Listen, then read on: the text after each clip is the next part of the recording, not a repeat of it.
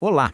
Hoje a gente vai mergulhar na história de uma figura que, com muita coragem e um diploma de direito na mão, se tornou uma verdadeira pioneira e mudou completamente o cenário dos direitos civis aqui no Brasil.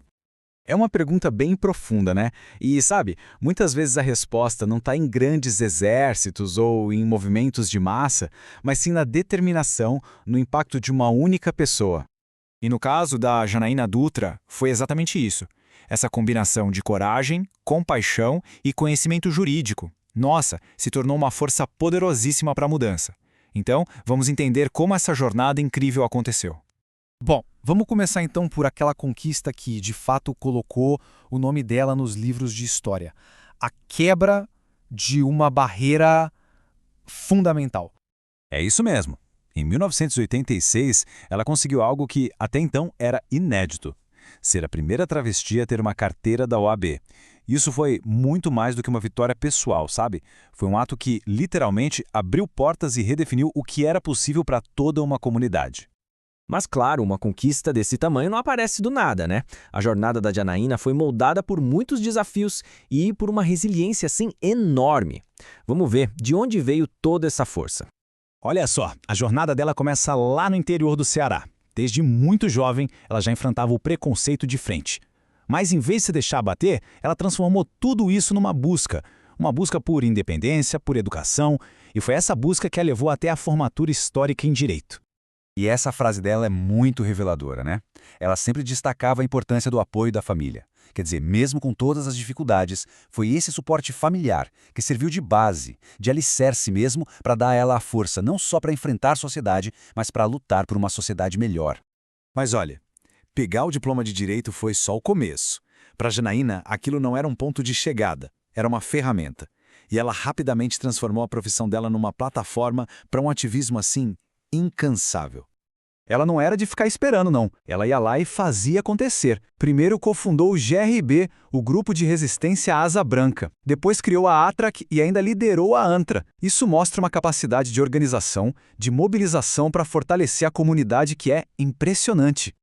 E com isso, a luta deixou de ser só local e ganhou uma dimensão nacional. Pensem só, Janaína foi uma das primeiras ativistas trans a sentar na mesa de negociação com o Ministério da Saúde. E lá, ela influenciou diretamente a criação de políticas públicas que iam impactar o Brasil inteiro. E todo esse trabalho de defesa, de articulação, bom, isso tudo gerou resultados muito, mas muito concretos. Vamos dar uma olhada agora em alguns dos feitos mais marcantes e que duram até hoje. Isso aqui foi algo absolutamente revolucionário para a época. A gente está falando de um momento de crise de saúde pública, cercado de estigma, e ela focou em salvar vidas, em garantir que uma comunidade que era extremamente vulnerável finalmente recebesse a atenção e os cuidados que, precisava desesperadamente. E aqui a gente vê perfeitamente o método dela em ação. De um lado, o problema, a discriminação escancarada contra a comunidade em locais públicos. Do outro, a solução que ela construiu usar o conhecimento jurídico para criar uma resposta na lei. Essa lei municipal em Fortaleza foi um verdadeiro marco na luta por cidadania e respeito. A trajetória da Janaína, infelizmente, foi interrompida muito cedo. Mas, como a gente vai ver, a influência e o impacto do que ela construiu, isso continua a ecoar de um jeito muito forte até hoje. Pois é. Janaína faleceu de câncer de pulmão em 8 de fevereiro de 2004. Tinha apenas 43 anos. Foi uma perda imensa, precoce demais, para todo o movimento que ela ajudou a construir com tanta dedicação. E mesmo nos seus últimos dias, a mensagem dela era de vida, de esperança. E é aqui que a força do espírito dela se mostra de uma forma, extraordinária. Parem para pensar no poder e na generosidade dessa mensagem.